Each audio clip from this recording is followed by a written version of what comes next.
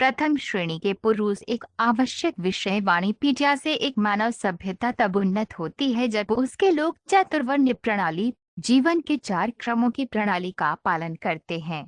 आदर्श प्रथम श्रेणी के पुरुष सलाहकार के रूप में कार्य करने के लिए, द्वितीय श्रेणी के पुरुष प्रशासक के रूप में कार्य करने के लिए, तृतीय श्रेणी के पुरुष भोजन उत्पादन और गायों की रक्षा के लिए, और चतुर्थ श्रेणी के पुरुष जो समाज के 3 उच्च वर्गों का पालन करते हैं होने चाहिए।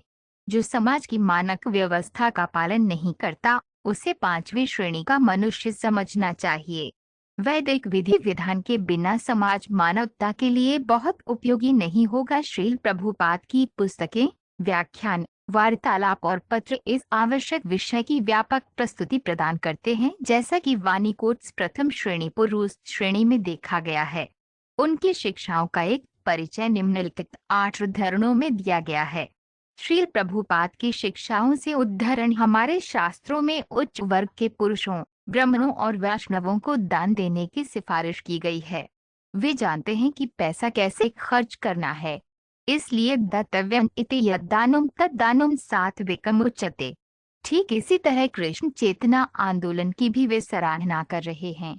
सुबह की सैर 30 दिसंबर 1976 बम्बई। आदर्श यह है कि पुरुष को प्रथम श्रेणी का होना चाहिए और उसे महिला की देखभाल करने के लिए जिम्मेदार होना चाहिए और उसे सभी सुरक्षा, सभी आवश्यकताएं दी जानी चाहिए।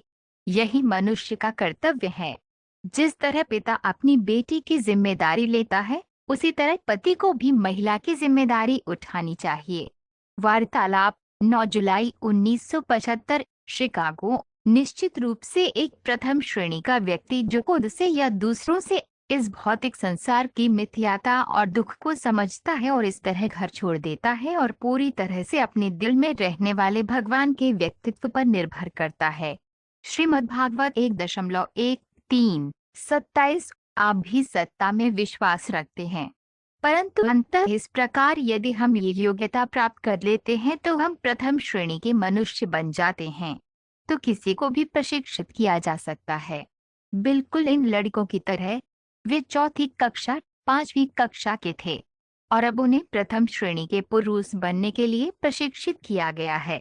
जैसे कोई भी भूगोलवेत्ता बन सकता है, ठीक वैसे ही उचित प्रशिक्षण से कोई भी इंजीनियर बन सकता है। बातचीत 14 मई 1975 पर।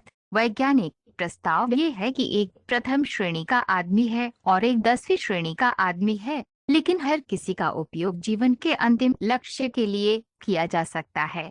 वह वर्गहीन है और इसका मतलब है कि हर कोई कृष्ण भावना भावित बन सकता है। इससे कोई फर्क नहीं पड़ता कि वह अपनी योग्यता से प्रथम श्रेणी का है या अंतिम श्रेणी का। कृष्ण चेतना पारलौकिक है। श्रीमद्भागवत व्याख्यान 14 अगस्त 1975 बम्बई।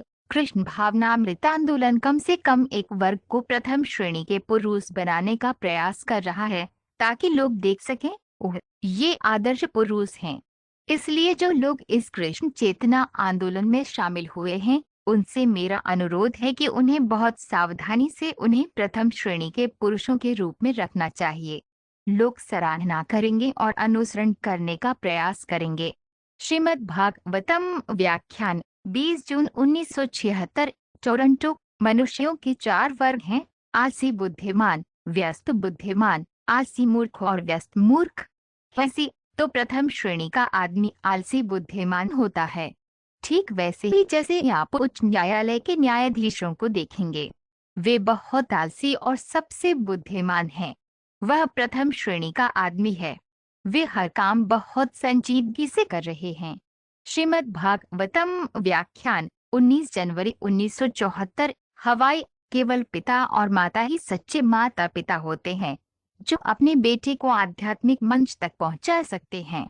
इसलिए वैदिक प्रणाली के अनुसार ये कहा गया है, जन्म न जायते शूद्र। व्यक्ति भौतिक पिता और माता से शूद्र के रूप में पैदा होता है।